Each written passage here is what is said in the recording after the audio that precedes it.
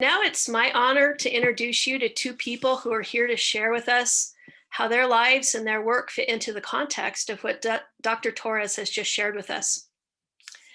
Ted Penton was born and raised in Ottawa, Canada. He brings educational degrees in philosophy, law, and theology from the University of Ottawa, Penn State, Harvard, and Regis College in Toronto.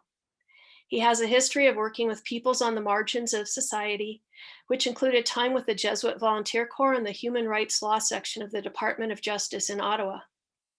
He entered the Society of Jesus in Canada in 2009 and was ordained in 2019. Father Penton is currently the Secretary of the Office of Justice and Ecology at the Jesuit Conference of Canada and the United States. Also joining us is CJ Work, who is an enrolled member, and I apologize, CJ, I don't know how to say this, but I'll give it my best.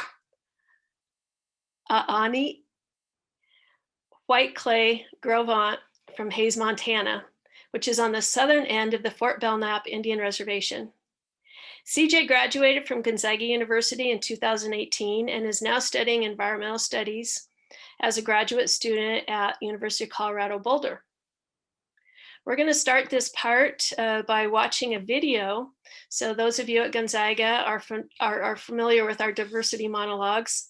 And when CJ was here, she did a diversity monologue that we're hoping to share with you right now. Got it.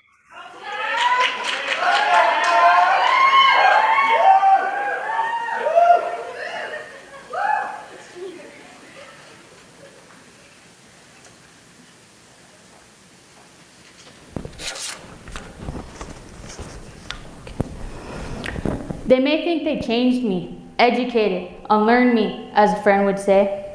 Yeah, I learned, but I left there as a kid and go back all the same. A father that says, you know what you do and don't do. You know what you say and don't say. I know who I am. Till 18, those years were never untainted. Then I came here. The hopes and dreams fell with each day, just like the tears from the hardships no one explained. Filled with love and openness, you find the lies that were fed to you drifted all away. Leaving my home with smiles, hugs, kisses, and love from family too great to count, GU broke me. The hopes of becoming a doctor transferred as I left this place to find where I belonged, where I was more suitable, where I wouldn't be in the way, and where I fit. Going to that place, a school less great than the Gonzaga University, I fit. I fell right into place. I was comfortable. Yet I knew better. I knew where I should be, where I got to be. GU broke me, but never destroyed me. Don't forget who you are and where you come from. Don't forget who you are and where you come from.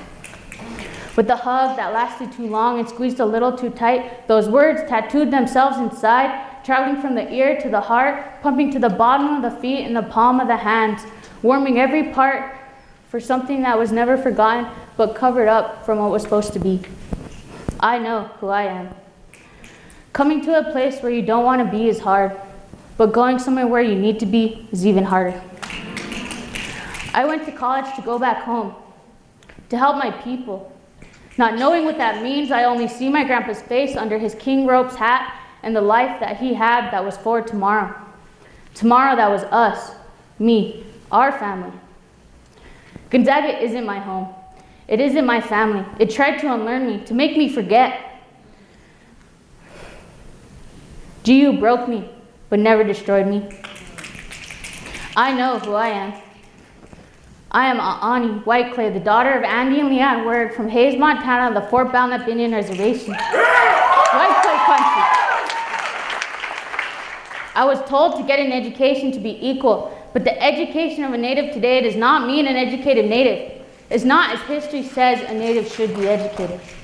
It's what you see before you, a light-skinned, long braid wearing some dirty old J's and a beaded necklace that wants to burn my sage in the morning while still unknowing of my own language. Educated native with a capital E. Defining is your way and diluting is your game. filing us into boarding schools during the 1870s with black gowns and long hair falling to the ground. This needed education, you said, is replaced today with suits and ties that choke out the yells of our war cries. Giving scholarships out like candy is not suppressing, but adding to the oppression as we drop like flies to survive the warm breeze you so easily ride as a jet stream into the skies. Continuing the ideal of a man who goes by the name Richard Pratt, save the Indian, kill the man. No, I am not an educated native. I am not Gonzaga Native American student. 4 years of life that almost took the res out of the kid. Feeling like a sellout for a piece of paper that'll be a decoration. Feeding into the Gonzaga experience. That includes looking into a mirror, seeing one color, one name, and not me. When May comes, so does that stamp in that paper of higher education, plastered on my forehead in the way I walk to the way I talk. Assimilate, they said. Is that what I've done? Rewritten history, playing into a game I could not win, just as they said it should be. Unknowingly fed a beast that is already full. I'm full. Just as water fills a glass, it spills, reaching the rim. Over goes the relating, comparing, equating, and like a waterfall, it flows. It flows. Wiping away layer by layer, the mold that this institution so hardly tried to make me fit. Crumbling piece by piece, part by part, left scattered across the ground because I wasn't supposed to fit into the cast anyway. Because we were told to fit does not mean we wanted to either. And one man once told me, we aren't equal. We are native, we are our tribes, and we are our own. And I eat buffalo from the plains. Gonzaga strives to have educated natives, and let me tell you, they sure as hell try, because I know who I am.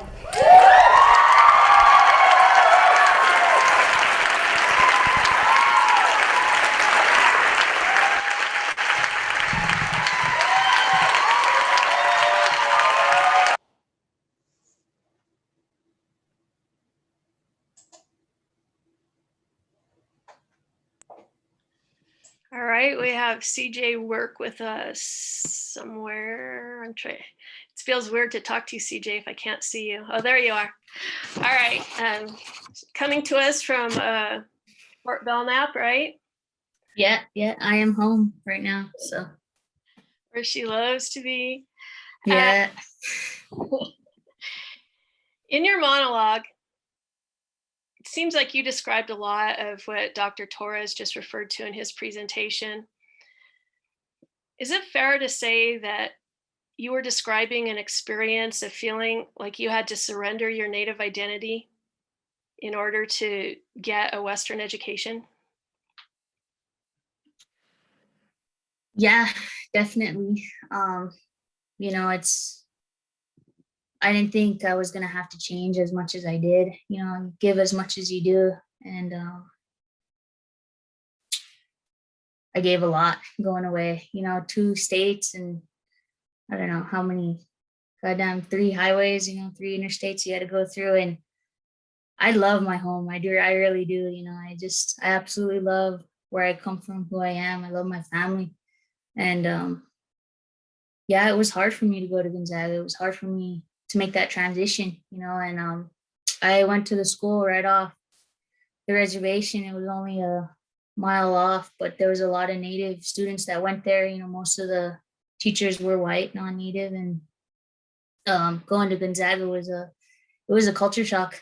We were talking about this in our small group earlier, how the idea of Gonzaga was started for Natives. I was under the assumption that there was going to be more Natives there when I got there, but the reality was that there was only like 5 of us, and we all hung out at the house, and once we were all in different grades. So once you got to know somebody, they were already gone, and it was a challenge to find that balance, because I actually ended up leaving Gonzaga after my freshman year. I transferred to Montana State and wanted to be closer to home. And it was just, I was home every week. it was really bad. I mean, I ended up with good grades, but after that first semester, I realized that I couldn't be as close to home as I wanted to be. And I didn't want to be comfortable. I didn't want to do that. I wanted to be at Gonzaga because of the people I met there and my friends and people like Wendy and the teachers that did try and did their best and tried to make it a community, even though it wasn't my home. And I worked hard, and we always go through that imposter syndrome, that you're not good enough, and that, I'm just feeling the diversity. And so I met kids at Gonzaga that said that would check that box, that they were Native, when, yeah, I grew up on a reservation. My grandmas and them went to boarding school and they're still alive. Or, my grandpa and them hauled water. Or my dad, they grow up in one-room houses, and it's not a generation, it's just a generation away. And, still today, we drive about closest Costco is about 3 hours away, for decent, good food. So, we're very rural, our disparities are all across the line. And, we don't have enough resources and things like that. So it was a challenge to be there and be away from my family and to make that transition. But yeah, it was a shock. So you've been, so you did that diversity monologue a couple years ago. You did it your senior year, right? Yeah, I did. So you've been away from Gonzaga for a while. You've had some time to think. Was it worth it? It was. I can. It allowed me to have that, that paper, like I said, and also, know all these big words and these, sit in these Zoom calls and, go to grad school, like I am, and be prepared in that institution, in those settings. But it also made me, appreciate my home more, because I learned certain things there, but it was never ever going to teach me about who I was or where I come from. I'm not going to learn that over there, especially because that's the Columbia Plateau. They get fish. They don't eat buffalo. So it just made my strive to come home even more. I planned on going to school so that I can get an education and come back home. That was, and I did, I was one of the kids where I got good grades. I stayed out of trouble. So my grandpa would always said, go to school, be a doctor so that you can come back home, and he's like, make more money and do all that and great things, but for me, it was to go to school so that I can come home and do good things in my community. And, at the time I thought I could change everything, that it was going to be everything that I can imagine. And it was going to fix all my problems going to school. But the reality of it, I can't do that. I can't change everything in my community. I can't fix everything that has come from capitalism and colonialism and, our intergenerational trauma. But I can do my small part. I'm working right now as my non-point source pollution coordinator for my tribe at the environmental department. And I've done a few projects. I was able to get a small grant to do some restoration of sweetgrass in our mountains. And we've actually at one point had one of the largest leach cyanide mines in the world on our reservation, or just southern of it. So we still get those effects today, and my grandpa said that, he would see deer and elk running around the mountains with no hair on because of the cyanide, because of, it leaches in the mine. It becomes acid drainage once it mixed with the water and comes in. So, it's perpetual, it's life lasting, we're never ever going to fix that. There's nothing that you can do about it other than just your restoration and treat the water, which is what they do. And there's problems with that because we have not a good treatment facility coming in on the reservation, but they have 2 nice treatment facilities going off. So that's another discussion for another day. But doing those small things and right now, even in my own little housing area, trying to get a garden, I'm helping get in a community garden, and just trying to be a good person and do my best every day and be better than I was yesterday. And so that's just what I'm trying to do. And Gonzaga taught me that. And even just a few weeks ago, I was visiting with my uncle, and he was telling me about how good things are hard. If the creator gives us these things because we got to do good things because they're hard. And if they were easy, then not everybody would do them. Be a good person, live a good life, and treat others the way you wanted to be treated. And ever since he told me that, I've been thinking about it a lot. And I think Gonzaga was hard, but it did make me a better person. So. Well, I think that you've shared a lot of important information already. Is there any one takeaway that you would like people to remember? Or feel free to say no. I didn't give that question to you ahead of time. I know, what the hell? No, I'll just decline. I don't know. We'll ask questions or do whatever, I guess. So.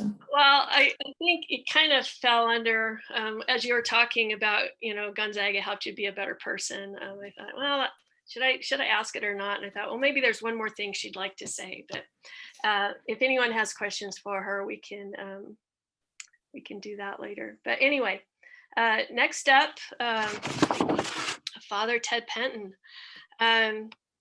Dr. Hill Fletcher mentioned the establishment of Jesuit institutions in an era of white nation building this morning. This afternoon, Dr. Torres described a process of Christian supremacy and federal policy that led to multiple harms to the first peoples of what we now refer to as the United States. Can you share with us how you see the Jesuits fit into this narrative? Yeah, nice softball question, Wendy. Thank you. No, that's great. Well, you got all that education. I thought you might. Sure. No, but that's it, right? That's the big question. That's a big question for us as Jesuits. The piece of that I've been kind of looking at over these past several months is particularly related to the boarding school. So I won't say anything outside of the kind of the boarding school perspective in particular.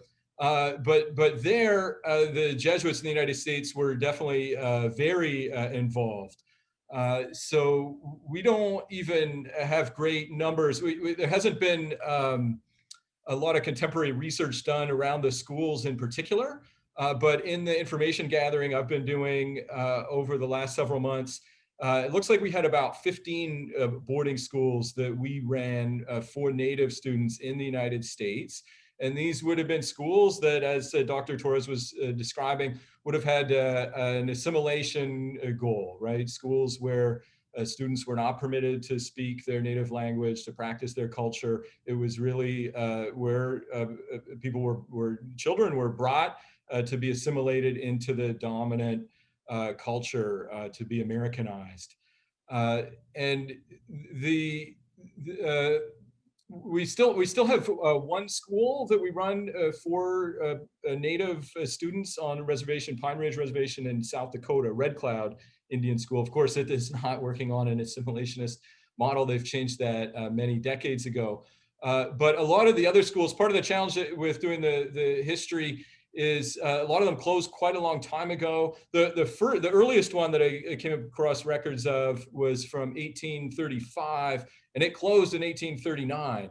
And they only ever had about 8 students there. So it was a very small operation. And I don't know how many of those there were sort of in the 19th century, but in the 20th century, around 15, most of those were in the Rocky Mountain area, kind of Montana, Idaho, Washington, Oregon, and then many in Alaska, and then a smaller number, 2 they're in current day South Dakota and 1 in Wyoming.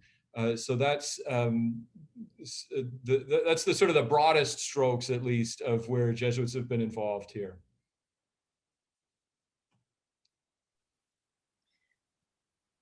So it's my understanding that you're doing advocacy work around the bill that Dr. Torres mentioned. Can you tell us about that at all? Anything you'd like to add? Absolutely. And I'll leave it back up a little bit. As you mentioned in my brief bio, I'm Canadian and a member of the Canadian province of the Society of Jesus. And Canada, as many or most of you will know, went through a nationwide process, the Truth and Reconciliation Commission between, I believe, 2009 and 2015. And this was investigation into the boarding schools. Many of which were modeled after the kind of the Carlisle models, the same kind of assimilationist model that Dr. Torres was talking about. And the Jesuits in Canada ran one of these schools. So we were participants in this process. I believe he may still be on. Father Peter Bisson was the provincial for English Canada during much of this time, and he was a real, the leading our province through that. And from what I've heard from Father Bisson and others who were involved, this was a very challenging process. You know, it certainly means looking squarely at the sins of our past, at what happened in these schools, and trying somehow to come to terms with that. But doing it in partnership with our Native brothers and sisters. And that's really the only way forward here, right? Is to, again, as Dr. Torres was saying, you know, it's only in kind of looking at the truth of the past, of how we've gotten to where we are now, that we can develop a kind of right relationship moving forward, where we can build a better foundation for an equal partnership moving forward. So there were challenges, but also tremendous blessings. I know it was very humbling for Father Bisson, for us as a province, for me as a Canadian and as a Jesuit, that many of our Native brothers and sisters continue to want to walk with us as friends, as pastors, as educators.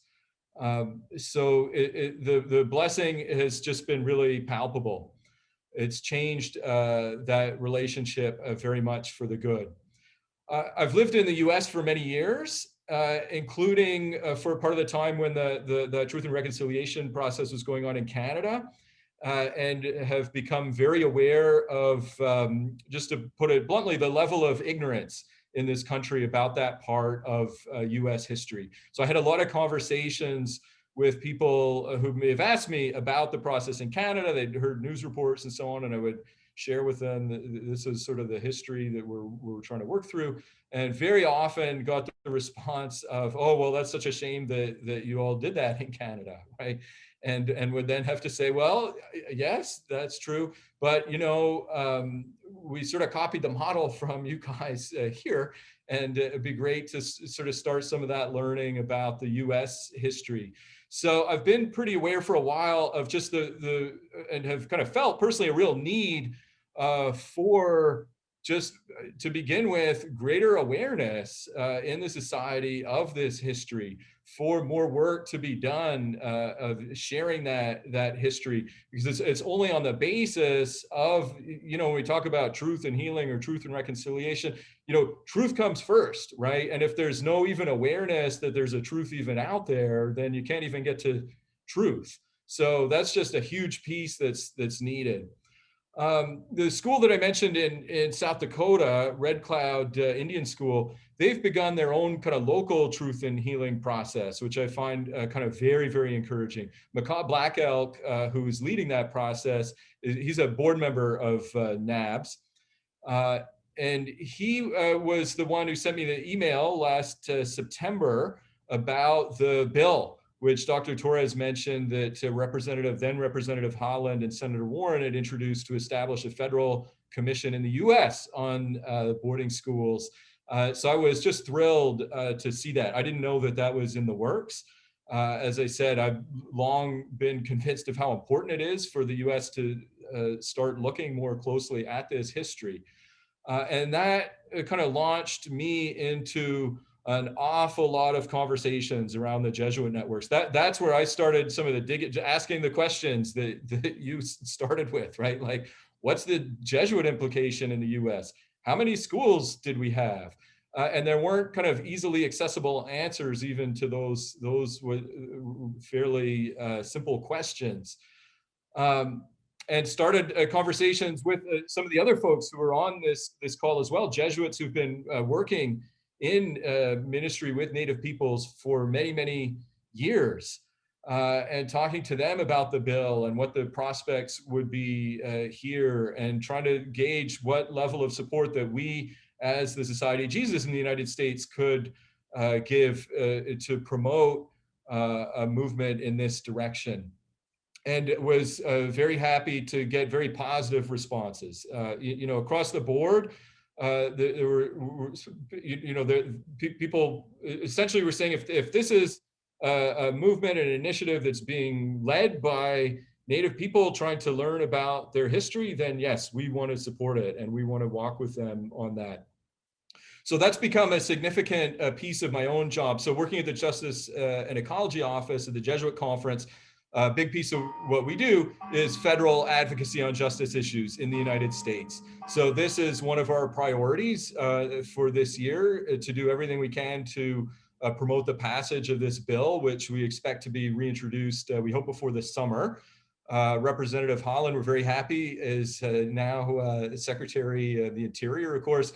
Haven't heard yet, but I'm sure they'll be finding a lead House sponsor. They may well have already.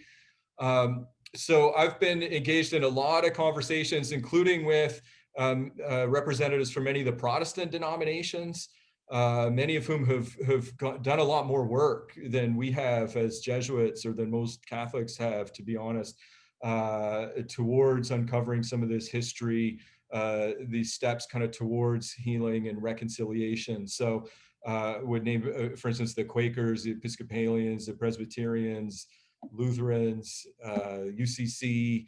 And I've been in touch with all of them and some others. I'm very hopeful that we'll be able to present a joint statement, letter of support that, we as the organizations who ran these schools, or many of them, we want to see this commission established to really start uncovering more of the truth, and just as important, making that more widely known, more widely accessible, both for Native peoples and for all of us, right? As Jordan was saying earlier, it's not, we can't just say that these are Indian issues, right? These are issues for all of us as people living in the United States. These were programs and schools that our country was very explicitly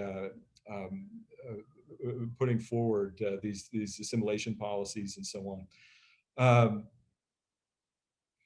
That's a general answer, at least, Wendy. I think you got us up to speed. So thank you so much, CJ. Thank you, Father Penton.